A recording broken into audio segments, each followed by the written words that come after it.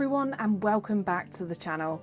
This week we're exploring the rolling emerald green South Shropshire hills, where the air is crisp and the views are stunning. Our viewpoint today is a dizzying cocktail of golden stone, silvered timber framing and those iconic steeply pitched roofs that look just as though they were sketched by an artist rather than built by a mason. This is Stokesay Castle, but don't let the name fool you. Stokesay challenges your very definition of what a true castle should be. This isn't a site of bloody sieges or grim military outposts. It is instead one of the most exquisite survivors of the Middle Ages. A fortified manor house that was built not for war, but for the sheer, unadulterated flex of medieval wealth. Today we're peeling back the ivory and the centuries to explore the halls of a wall tycoon, the secrets of a castle with windows too big for its own good, and the miraculous stroke of luck that kept it standing whilst others fell to ruin. To understand Stokesay, you need to understand the man who would build it. He is Lawrence of Ludlow.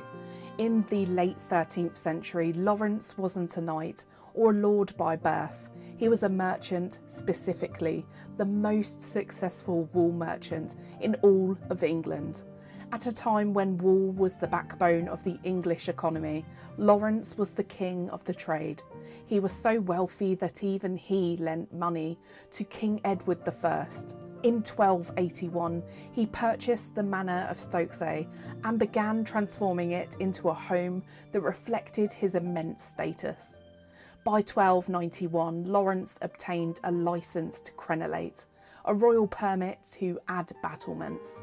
But look closely at those windows. They really are huge. In a real military castle, those would be narrow slits to avoid arrows. Here they were designed to let in the light and show off the view. Stokesay was a fortified manor house where the fortification was largely for show, the medieval equivalent of a billionaire's high-tech security gate. Lawrence wanted a home that screamed status, not a bunker. His ambition was matched only by the dramatic circumstances of his death. In 1294, only 3 years after finalising his very masterpiece, Lawrence was sailing to Flanders with a fleet of ships laden with his vast wealth in wool, when a violent storm wrecked the ships off the coast of Suffolk. Lawrence sadly drowned along with his fortune. Chroniclers of the time couldn't resist a moral. They claimed he drowned because he had sinned against the smaller woolmongers by dominating the trade. The first building that we venture into is the South Tower, which forms an unequal pentagon in shape and has 3 stories with thick walls. The walls were built to contain the stairs and the guardrobes. The unevenly positioned empty spaces weakened the structure, and this meant that 2 large buttresses had to be added to the tower during its construction to support the walls. The current floors are Victorian in origin, having been built after the fire in 1830, but the tower remains unglazed as in the 13th century, with shutters at the windows providing protection in the winter. The basement was originally only accessible from the first floor and would have provided a secure area for storage, in addition to also containing a well. The South Tower buildings were meant to be the statement piece of the castle, designed to look like the grand gatehouses King Edward I was building in Wales. Its shape is an unequal pentagon. This clever design makes it look much larger and more intimidating from the outside than it actually is. The upper floors were the self-contained guest apartments, each with its own guardrobe built into the thickness of the walls. Unlike the cold, dark towers of the earlier Norman castles, the South Tower's second floor was designed purely for 13th century comforts. The rooms featured fireplaces and windows with heavy wooden shutters. which provided spectacular views of the Shropshire Hills. A true landscape of power that Lawrence wanted him and his guests to completely admire. As the most prestigious residential space in the castle, this room served as a high-status sanctuary, intended for Lawrence's personal use, reflecting his immense success and social standing. Its architectural focus on comfort and status, rather than pure defence, made it the premier living quarters within the estate during the medieval period. Centuries later, the South Tower remained the primary residence for the castle's elite occupants, most notably the Baldwin family during the 17th century. Charles Baldwin, a prominent royalist during the English Civil War, and his descendants utilised these upper floors as their main high-status living area. The historical record of residency during this era is further supported by physical evidence. 17th century graffiti was found carved into the walls, which suggests that members of the Baldwin family or their high-ranking guests chose to leave a permanent mark of their presence within these storied rooms. Heading up from the final floor, a final flight of stairs leads up to the roof. During the English Civil War, this roof was reinforced with extra wooden defences to protect the royalist garrison stationed there. Standing atop the towers of Stokesay Castle provides a perspective that is both physically breathtaking and historically layered. The viewpoint was carefully engineered in the 13th century to serve two very different purposes: intimidation and inspiration.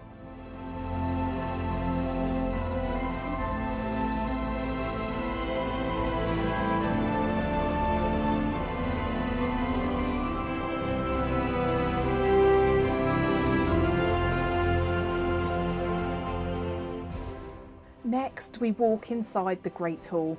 This is the showstopper of Stokesay's buildings. It is widely considered one of the finest 13th century rooms in the world, and it's not hard to see why. Notice the massive two-light windows. They have no glass in the lower halves. Originally, they would have had wooden shutters to keep out the Shropshire wind. These windows were a massive display of wealth. Glass was very expensive at the time, and large openings were a security risk that Lawrence was willing to take to show off. This hall was the heart of the home. Lawrence, his family, trusted servants and guests all would eat here. But it was also where the staff would sleep on straw mattresses at night. Stokesay Castle is a masterclass in medieval showing off. Whilst it looks like a fortress, it was actually a high-end luxury home designed by a millionaire wool merchant to impress his noble neighbours. From the Great Hall, we step down into the cellar and ground floor of the North Tower. This area was used as a high-security storage area. It originally had no external doors and could only be reached from the floor above, making it a almost strong room for Lawrence of Ludlow's most valuable trade goods and documents. It was also used as a buttery. In medieval manor houses, the buttery was a critical storage room for ale and wine, used to supply the many demanding guests and the hungry bellies of the lord and his family.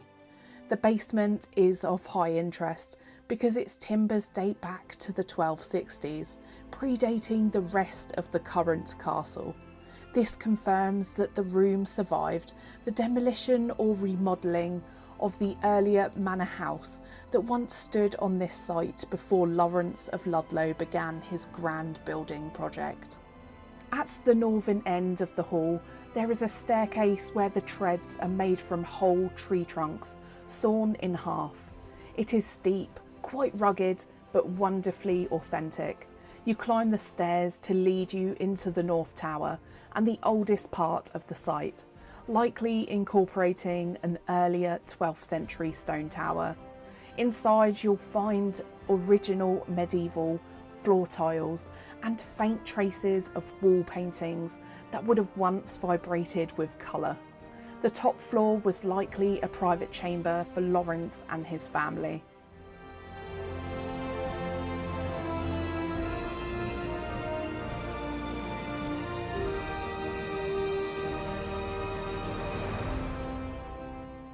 There is a famous whimsical blend of myth and legend of the Stokesay giants.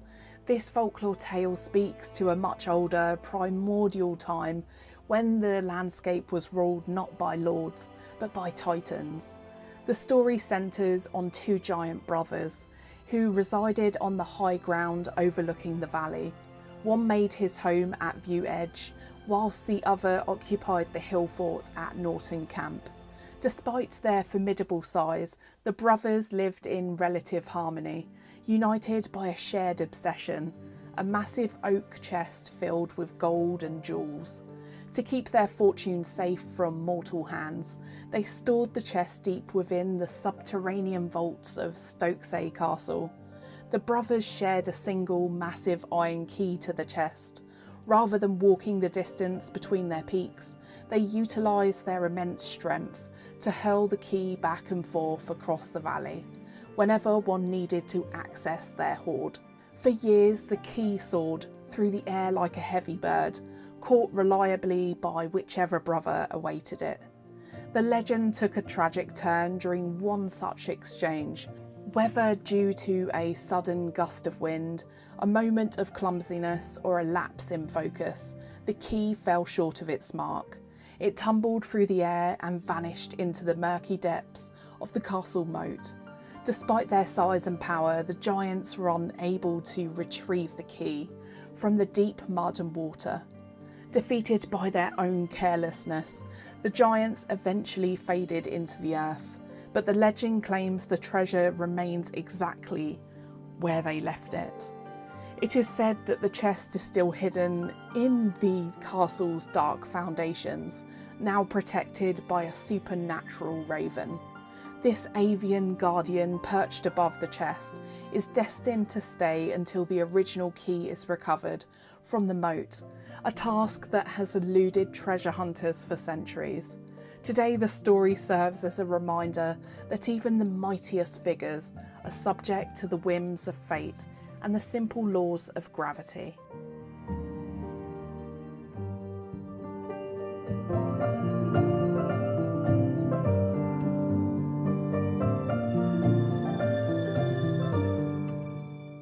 Stokesay Castle remains a place of quiet beauty. As you walk back through that exquisite Jacobean gatehouse and return to your car, you'll likely find yourself checking your rear-view mirror for one last glimpse of the towers. Stokesay truly leaves a mark on you. It's a reminder that beauty, when built with enough heart and protected by enough luck, can endure almost anything. It survived the drowning of its creator, the fire of the blacksmith's forge, and the cannons of the parliamentarians.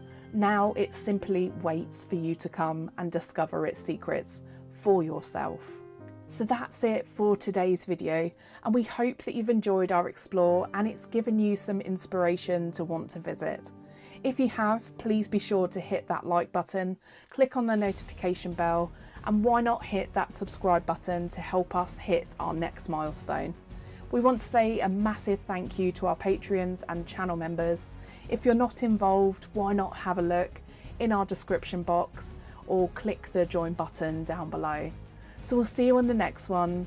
Till next time.